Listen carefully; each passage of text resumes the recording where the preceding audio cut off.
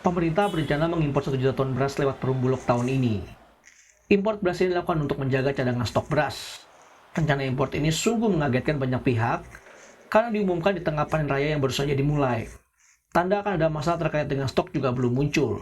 Urgensi untuk mengimpor beras tidak menemukan alasan yang kuat.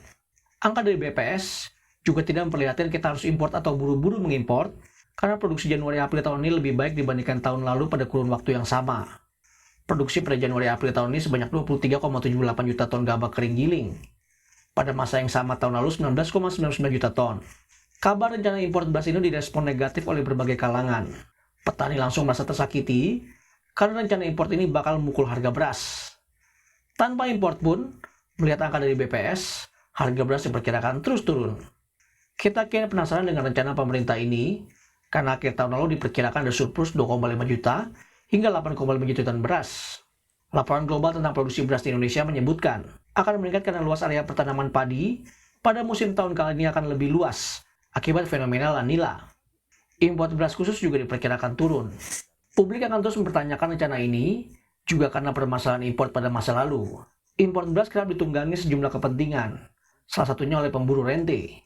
Impor produk pangan memang paling mudah digunakan baik untuk kepentingan ekonomi maupun politik.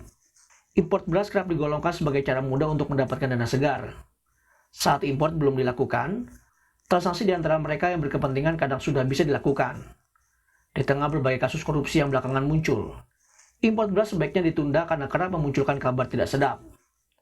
Sebelum publik yakin bahwa impor memiliki alasan yang tepat, dan sistem dalam perdagangan impor terbuka, impor beras akan selalu menimbulkan polemik.